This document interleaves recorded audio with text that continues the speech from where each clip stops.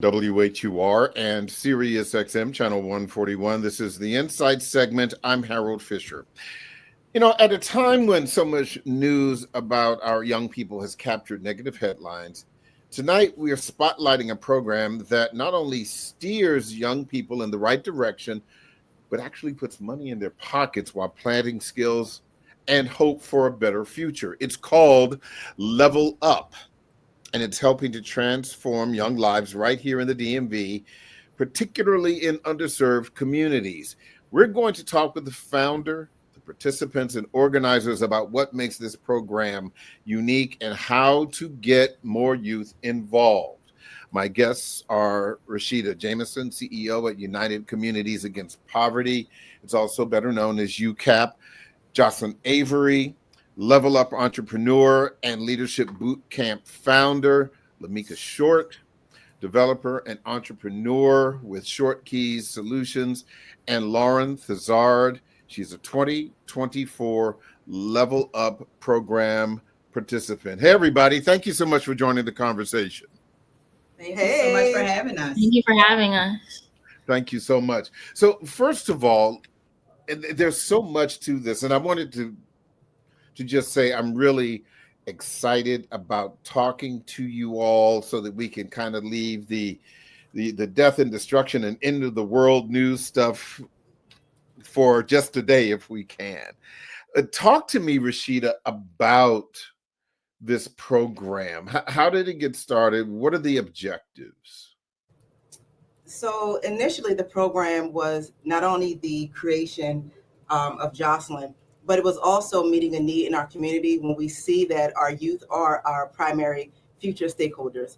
And I think that it would be unfortunate if we didn't take the opportunity to pour into them. The DMV has a plethora of entrepreneurs and business owners. One, as you see here, Miss Lamika Short, and also Jocelyn Avery. And so for me to be able to have this wealth of knowledge that is readily accessible to me, for me, I always try to lead people to doors of opportunity. So to be able to bring youth in front of other CEOs and entrepreneurs in our community and allow them to pour into our youth, I think it is such a service that we're doing, not only to our present, but to our future. Jocelyn, what was your inspiration for founding this? Well, I grew up with my parents. They both were entrepreneurs. My father had a business, and as a child, my dad always tried to inspire me to become an entrepreneur. Since I've been in business, which has been now 24 years, I own an event management firm and also own a luxury transportation business. My father has been very involved in this business with me as my husband and I have moved forward in entrepreneurship.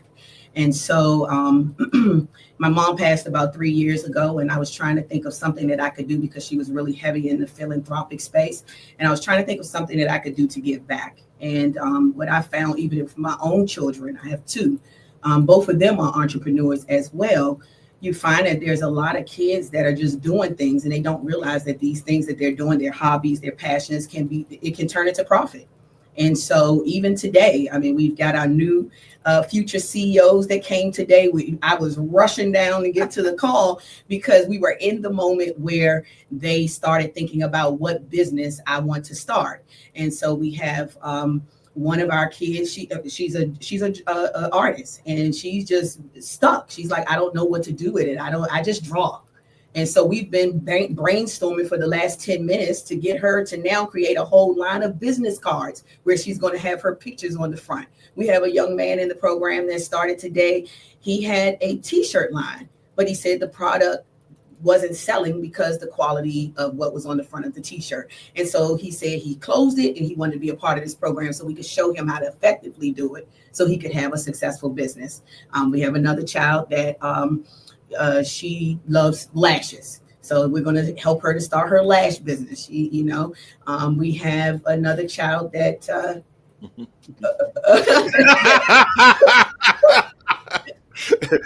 for those of you who are listening and not watching online, I just put my fingers up the right. lashes that all the sisters are wearing these days. But please go ahead, Jocelyn. Continue. And so we have another one. This is a new one. We've never had this before. It was a young lady that says she's passionate about mental health.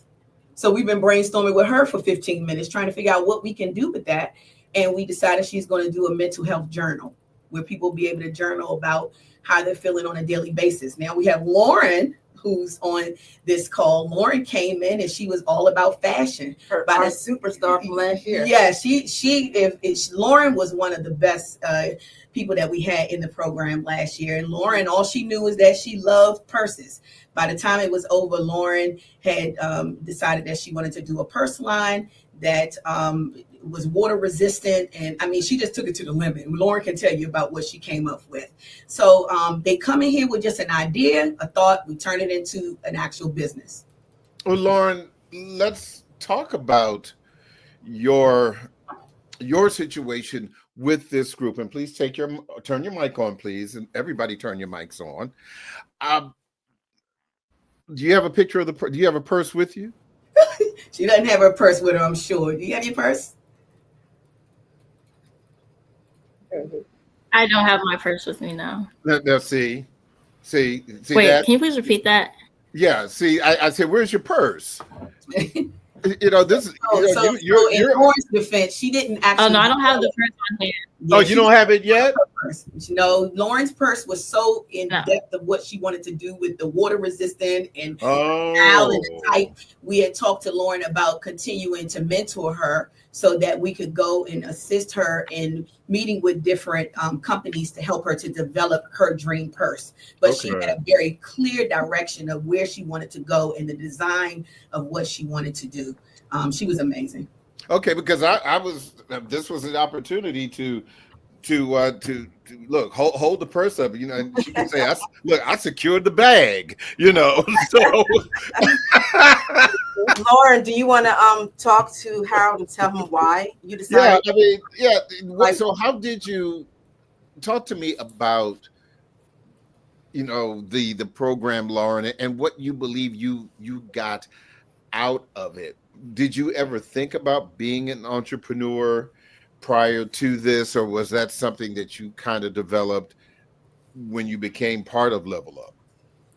I think, well, I had a bracelet business before this, but Level Up, it inspired me to like dig deeper and like how to really start a business from scratch. So every day we would walk in, we feel like bosses. It's like a camp that allows a new generation to become CEOs. Mm-hmm. And I was able to go on a beach, an African-American woman, she owned a beach with real estate on it. We were able to sketch architect, and she would use the architect that we sketched as one of her ideas. And it was really inspirational. We also did a culinary class, and we were able to see like behind the scenes of a middle school lunch and what actually goes on behind the cafeteria.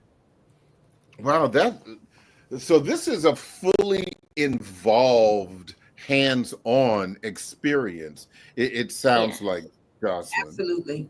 Yeah. So the one thing that we thought about when we started to develop this boot camp, we knew that we had to do something and provide incentives to the kids to, number one, want to stay involved, and two, I mean, it's their summer school. I mean, summer time. So we knew that we had to come up with a lot of field trips. So one specific one was when they went to the mall. They were like, oh, we're going to the mall. But they got disappointed when they got to the mall, and we weren't just going to the mall to shop. We were going to look at advertising, brand placement, products, how the labels were on the products.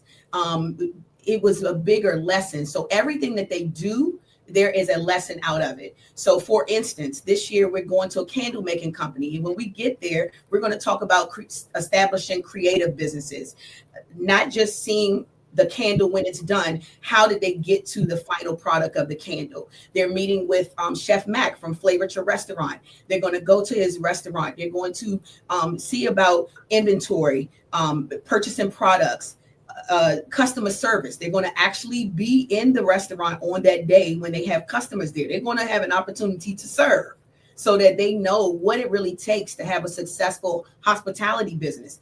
One of the things that was so amazing last year, they're going to also do this again this year. They went to the Waldorf Astoria for high tea. That was their etiquette class. So this year they're going to the St. Regis for high tea because they need to know that as a business owner, you need to know how to present yourself. You need to know what fork is in the right place, what knife is in the right place, how to put your hands in your lap when you're eating. A lot of basic things and life skills. A lot of the teens we found really don't know. Yeah, and love the St. Regis. That'll be a wonderful experience. Lamika, talk to me about your experience and what is Short Key Solutions. Yeah, so Short Key Solutions is a minority-owned development company where we seek property, typically a property that families may or may not be on the verge of, let's say, losing. We create opportunities, financial opportunities for the families to retain ownership of their homes and create equity by creating a development plan that increases the property value and in turn gives the homeowner the opportunity to now have equity within their property and not be faced with having to forego or selling their property. We are now working on a beach community, which young women from Level Up came last year. And this is a 20 acre beachfront property that was privately held by a family of color along the coast of Virginia Beach. The gentleman sold me the property about 2 years ago. And now we are in phases of building a small beach community on the property. What role do you play with Level Up, and what is the mindset when you are addressing the young people in the program? What's your plan? So at one point, I was a current attendee of Level Up. I mean, if there was a Level Up when I was coming up, I mirror myself in seeing the young women like Lauren and some other participants in Level Up. It's astonishing to me the level of detail in the program get young people to thrive with having a blueprint. Lamika, we were having a bit of a technical problem there, but I think we have that fixed. The question that I asked was, what's your mindset and what are you teaching the young people when you go into Level Up and start talking to them? Yeah. So when I meet the young people of Level Up, the first thing I do is get to know them individually. I want them to see themselves in me. I encourage them to let their passion lead. And then the outcome will prevail typically. And I give them the opportunity, particularly with the beach project, to envision themselves in the mind of a developer. I let them know that the outcome is yours. This is your idea. This is your product. You created. You have the opportunity to create a community. Envision the community in terms of having a pier. Jet ski lifts. One of the young women last year created a plan that was comprised of jet ski lifts. In addition to housing, I asked them to subdivide. I asked them to create properties that are maybe 1 acre, 2 acres apart. I give them the opportunity to create. And I think ultimately that is the overall goal of Level Up, and it ensures that the young women and now young men this year have the opportunity to create something tangible. And I think I am a tangible outcome for them to see. Wonderful. I have so much more to talk to you all about, and the program has started today. So I would imagine, Rashida, you're not taking any new people. Applicants? No, we're not. We the blessing and oxymoron of it all last year was such a success that we had an overwhelming number of applicants this year. We were only able to take, we have 10 students this year that we were able to take. Primarily because we do give them stipends. And so, we do have to operate within our budget constraints. And we also have to acknowledge the businesses that they're going to and making sure that we can get them there with proper transportation and not impeding on the business by bringing a large number of individuals there. However, we plan to expand the program. And the goal is hopefully in the future to offer it year round. So we have different cohorts throughout the year so that we can engage a larger number of our youth in the community. Well, hold that point, because I really want to take a much deeper dive into this, but stay with us. The Daily Drum will continue on Sirius XM channel 141. The Original Quiet Storm with Raheem Devon is next on WHUR. This conversation continues in just a few seconds. Welcome back to the Daily Drum on Sirius XM channel 141. I'm Harold Fisher. We continue our conversation about Level Up, a program to teach young people entrepreneurial skills. My guests are Rashida Jameson, CEO at United Communities Against Poverty, better known as UCAP; Jocelyn Avery, Level Up entrepreneur and Leadership Bootcamp founder; Lamika Short, developer and entrepreneur with Short Keys Solutions; and Lauren Thazard, 2024 Level Up program participant. I did want to ask, where do these young people come from, Jocelyn or Rashida? You know, how do you get them? I mean, you have 10 this year, but how do you select them? So this year we put out a flyer on social media, and we gave the participants, or the potential participants, the opportunity to apply. Not only did they apply, they had to also submit a video, their transcripts, their business ideas. They had to go through an online interview, and then we made a decision as a group as to who we thought would be a great candidate for the program. We wanted to make sure that each one of these children were passionate about wanting to start up a business. We didn't want them to do something they really didn't want to do because they are getting a stipend. Some of them just said, I want to do it because we're getting paid every week. And that's not the person that we want. We want someone that really wanted to start up a business.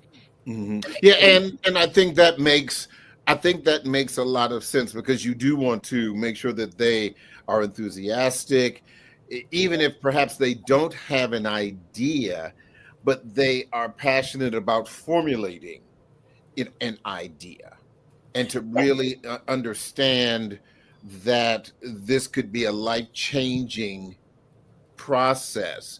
And which kind of goes back to something that I wanted to ask you about, Lamika, because Jocelyn said that her parents were entrepreneurs.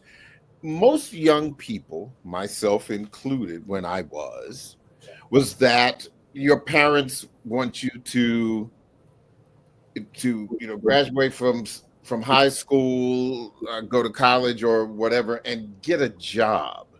Mhm. But not every parent may be of a mindset to tell you to become an entrepreneur. What was your inspiration for becoming an entrepreneur instead of getting a job? Yeah. So I actually had a job. I had Okay. a job for about 20 years. And I was working in the political space. And I realized that once I started a family, I wasn't able to manage my time and allow my family the opportunity to enjoy their mother. So I decided that it was time to take the leap. I had been exploring business, personal business, investments for a few years, but I was still working full time. Um, and I use this analogy because I am a level up participant, if you will. If there was a level up when I decided to take the leap, or even as I was growing up, I probably would have sought entrepreneurship, probably in my earlier years, opposed to spending 20 years dedicating my time to someone else's outcome of their dream. So once I started to dig in a little deeper in that space, and understanding that, wow, there is a such thing as, being a successful entrepreneur, I just dug deeper and continued to run from there. Lauren, what is it that you learned in the Level Up last year, and what are the things that's really surprised you when you were going through the process about yourself? I can say that I was very determined. Like, I felt more motivated to do stuff with our daily affirmations because every day in the morning time we would do our daily affirmations. And Okay, that was, wait a minute. Hold on. Wait a minute. We have. I guess it's time for a daily affirmation moment. Yes. Okay, so can you give me an example of your daily affirmation, Laura? yes. I would say I'm beautiful, I'm smart, and I'm determined. Oh, and you found this to be true. I'm sure. Yes. No, but you kind of knew that before. Yeah. Yeah. Go ahead, swing the hair. Go ahead. So go ahead. Talk to me about what you learned about yourself. I learned that I like a lot of fashion, as Miss Jocelyn said, and Miss Rashida. I did a purse, a waterproof purse, because I know that if many people that wear denim purses and it's raining, it would like get soaking wet. So I wanted to create a purse that you can go on vacation, it could rain, and it will still be manageable. It'll be Mhm. stable. And I would like to interject here as well. Yeah, sure. Lauren was one of the most committed people in the program last year. When she got paid her payments, Lauren saved her money, all of the money. We had encouraged all of them to save money throughout the process so that at the end they could use the money to start their businesses. Some of them had plans to buy tennis shoes and all kinds of things. Lauren would go home and challenge her family. She'd talk about the profits. Her mom would call me and be like, "What did y'all do today?" Lauren is talking about she wants to make sure her credit is good and she wants to make sure that she's budgeting and so forth. So we wanted not only for it to help them to start their businesses, we wanted them to have life skills, good leadership skills, and to actually follow it all the way through. We didn't want them to think that just because the boot camp was over, that our commitment to them was over. And they got their LLC. And they winded up registering their businesses. All of them had a business plan. They got their LLCs. So they actually started businesses before they left. Now, some continued, some didn't, just because of their commitments in school. But we were always committed to mentoring them. Some of our business owners, they were willing to continue on with them to ensure that they still had the support that they needed, even if they didn't get it at home after the program was over. Mm-hmm. Lauren, I didn't even ask, how old are you? I'm 16 years old. You're 16. So you're in high school, what, 10th, 11th grade? I'm going to the 11th grade. Well, congratulations for getting there. Still got a bit of a road to go, trust me. But but so what's the plan? What's the plan for you beyond 11th grade, beyond 12th grade? So after college, I want to become an orthodontist, and once I'm stable with that, I want to open up my own practice in the future. Mm-hmm. So correct me if I'm wrong, but if you are starting a purse business or the development, it's in the beginning stages. If you become an orthodontist, then the purse will only suffice in allowing you to put all the money that you're going to be making as an orthodontist in your purse, right? Because orthodontists do exceptionally well.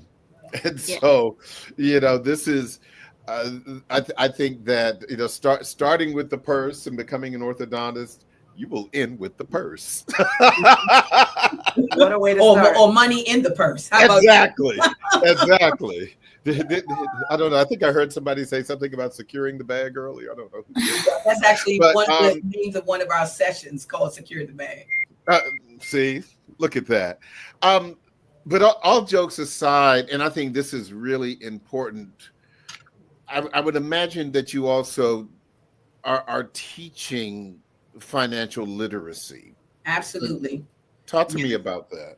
So we have a company that actually has a card game that they teach children financial literacy. We are talking to them from day one. Today, we started talking to them about when they get their checks, We need to establish their bank accounts, how to save. Today we talked about profits. One of the young ladies was talking about she wants to do junk phones and junk shoes. And so what we did is we showed them What junk phones? What is a junk putting phone? like jewels and things on. Lauren, do you have your phones. phone case with you? Yeah, like putting jewels and things on the phones and shoes. Yes. Oh, she wanted okay, to do that that is type of a okay. I company. see.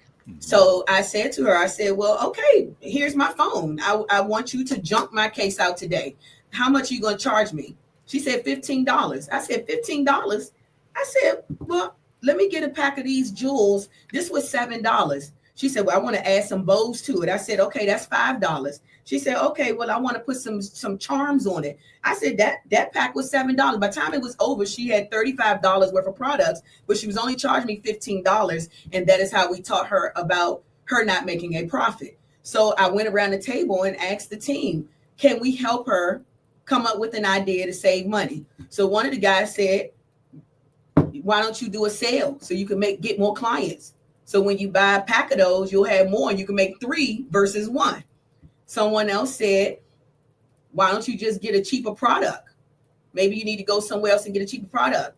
Someone else said, why don't you increase your prices? So it causes the children to have to start thinking outside of the box, coming up with solutions, because our goal in business is not to just be in business. It's for us to make money. So I use my own personal experiences. I told them I'm always going to be transparent with them. I've had 8 businesses, 3 of which are currently running and very successful, but several that I walked away from either because of other opportunities or because I didn't find it to be, lucrative for me. And so I'm on the fence even right now. I have a transportation company, and there are days where I'm just like, oh yeah, we love the transportation. And then there are other days when the monthly payments come in, I'm just like, I'm not sure about this. It doesn't make sense.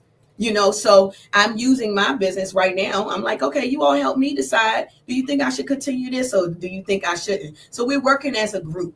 What we're doing today is the first day. All of them are very nervous. All of them are trying to figure out who each other are, but they're working right now on identifying their business names because we've identified currently today what they're actually going to do. And this business that they're going to do is going to carry them for the next 5 weeks. They're going to need it every day. And something that occurred to me when you're talking about practical application and telling your story to them, as you said, yeah, this week you love the transportation business, but next week the vehicle needs tires, it needs a tune-up, it needs an oil change, it may be out of commission, and so you have to pay for that. But you still need to make sure that you are delivering the product with the other 2 or 3 or 5 vehicles. And so how you keep the same level of profit when one of the vehicles is out of commission for 2 days or 2 weeks. We've just experienced that a month on our Sprinter. And it was very stressful. And it was, the bill still had to get paid. So I did share that with them today as they were developing what type of business they wanted to go into. One of the gentlemen I thought was interesting. He said, oh, I know what kind of business I want. I want you to pay me $25 and I'll find you 5 houses online so you don't have to find your houses. I said, interesting. I like that, but I don't know if I'm going to patronize your business. He said, why not?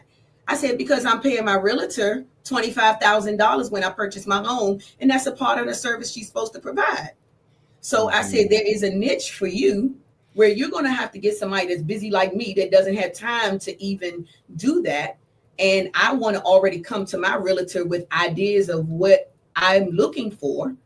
And I would hire you to do that so that when I come to her, I'm fully prepared. But just some of the thoughts of what they want to do and some of the business ideas they have are brilliant.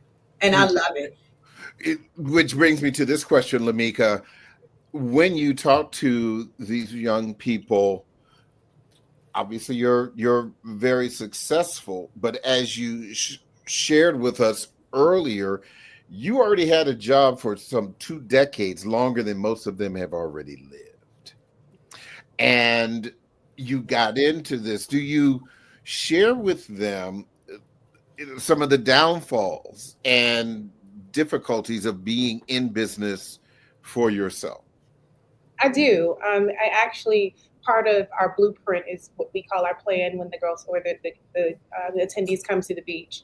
I typically create or the analogy or the outcome for them to plan for the unexpected, right? So you have your goal in mind, you have your project in place. However, you have to plan for the unpredictable. So in doing that, that is that window of mirroring your budgets and your expectations below what you should typically or could typically create the outcome or achieve the outcome that you're expecting. If you plan for the unexpected, then you're always prepared to be able to manage the outcome a little differently as you face adversity if and when it comes, which typically it does in the spaces of real estate, but a business in general. So always plan for the unexpected is typically how we maneuver that conversation. And it also instills a pretty good value in terms of planning in business in general. Mhm. Have you heard anything from the young people that has surprised you? Yeah. So last year there was a participant that she did not envision herself being even in a space of having conversations about real estate. She was about, I think, 15 years old. She lived with her brother, sister, mom, and she'd been exposed to a few things, and giving her the again very tangible aspect of being in a space that allowed her to think outside of the box of being a realtor or just a property manager. She was able to see herself in the shoes of an actual business owner that managed the entire aspect from start to finish of a community development, so an actual neighborhood. I think that was a light bulb moment for her. And I think, according to her master plan as well, like she dove in and created an amazing outcome. Her product was something that gave me many ideas from, but it was also seeing that light bulb connect for her in real time. It was something that I will never forget. Rashida, talk to me about getting community support, parental buy-in. I'm sure that on the surface, this is a no-brainer. But when you start talking about some of the details and getting all of these things worked out, you have to kind of get your hands dirty in order to make sure that people understand what it is that you're trying to do. So, like you said, for us, for UCAP, it's a no-brainer. So we're celebrating 60 years of serving Prince George's County this year. And so over the decades, we always try to meet need where it is, whether that's for emergency services, respite services, or resource implementation in the community. I always loved working with our young people, right? Because I was a child or youth that somebody took a chance on. And so because of that gift that was bestowed upon me, I think that is part of my charge in life is to be able to continually do that for the youth that come in my presence, right? The community buy-in. So UCAP for the past 2 years, we fund this program out of our pockets. We don't have any grant funding right now that currently funds this program. But for me, if you believe enough in something, you make it happen and God will supply the rest, right? So I'm a very spiritual person. This year, like I said, because of the phenomenal outcome of last year, and we only last year was our pilot. And so because the pilot was successful, that's why we had such an influx of individuals applying this year. But again, with more students, of course, now I have to go out in the community to actually request or seek the financial assistance so that I'm able to keep the high level of programming that we previously and currently have. So for me, UCAP, we don't shortchange, we don't cut corners. For me, we want to provide a opportunity of excellence, right? And so then that means that you have to put the sweat equity in on my part. So the no-brainer part, or the partnership that I always say community receives, because our organization is a recipient of a community that cares. That's where you get the Jocelyn's. That's where you get the Lamikas and the other entrepreneurs and business folks that come in, and they don't charge us for their time, but their time is extraordinarily valuable because you can't get that back. So for us, for them to actually take a day out of their lives, of which they could be making money, and pouring that back into the community, that's priceless. And so I think that it's a universal effort of the individuals in the DMV and in Prince George's County that really come together to pour into our youth. So how much is each young person paid? And I heard you say earlier this week, or maybe Jocelyn said it. So are they paid once a week or every 2 weeks? So how does that work? So they're paid weekly this year. The stipend this year is $400 a week. The stipend is $400 $400 a week this year. What was it last year, Lauren? $500 a week. And so again, this is a employment opportunity for our youth. So if they don't come a day during the week, then you don't get paid for that day. And so you have to commit your time to coming like this is your job. Your entrepreneurial endeavor is your job. And so that's why we paid them to come out to actually do this. Because we have a larger number of youth this year, we had to reduce the payment just a little, but in short, they still get a decent amount. And then they'll have their Shark Tank at the end, where we'll give them $1,000 at the end to present their project to our board members and to some local entrepreneurs in the community to see who wins Shark Tank this year. I know last year we didn't get the opportunity to do it, but this year we will have the opportunity to do so. How long is the program? 5 weeks. It's 5 weeks of intensive entrepreneurial pouring in. And how long is it during the day? Is it 8 hours? So 10 to 4. 10 to 4 every day. 10 to 4. Okay. So that's 6 hours. That's kind of a work day. And $400 for a teenager, $400 a week. That's some nice little chunk of change right there. So even if the young people do not decide to continue the foundations of becoming an entrepreneur, Rashida, what is it that you hope that they will take away from this? For me, I think that it allows them to step out of their everyday. I think as a community, we operate in a space of survival mode, right? We have survivor syndrome based on whatever's going on at home.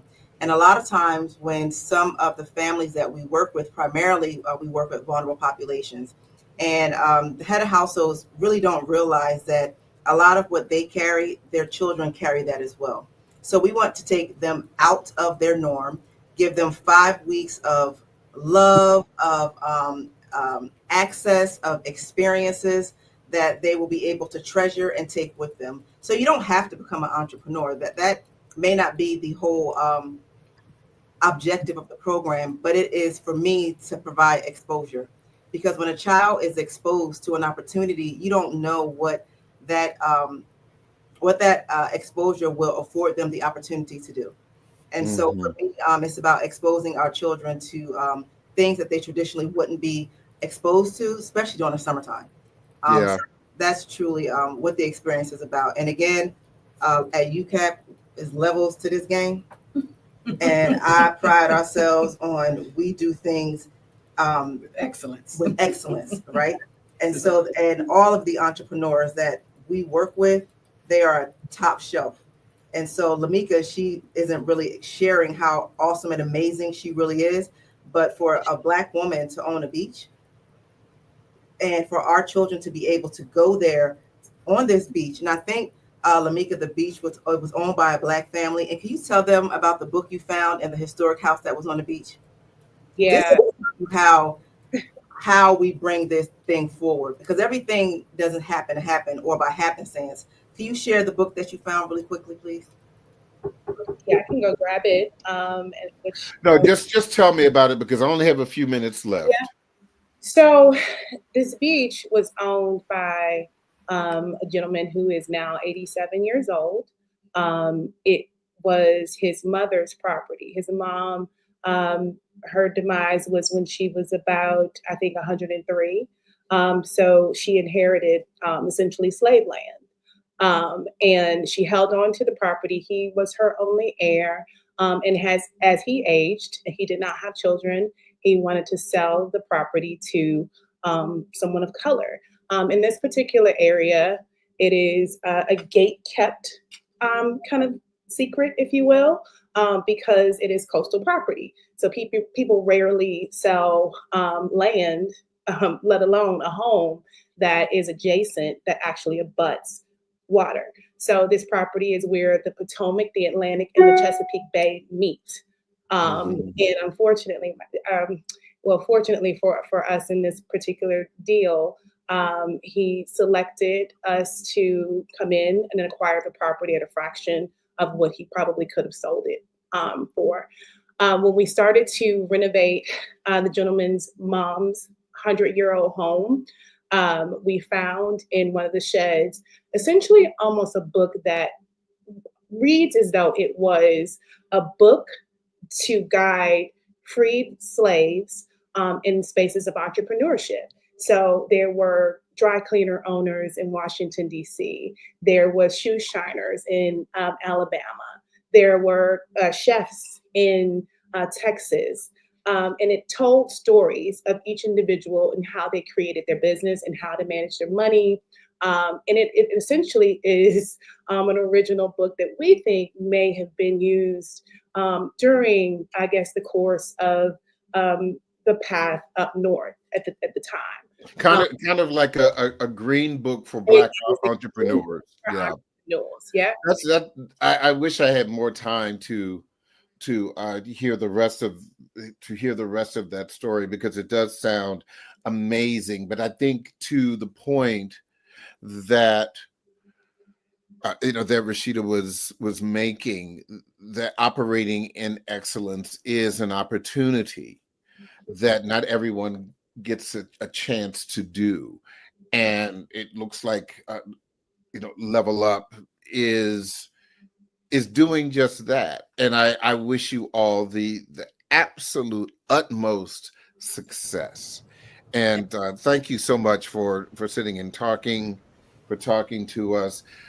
Lauren, whether it's the purse business or you become a physician, I think you're going to do exceptionally well. And indeed, you can be the most fashionable physician ever.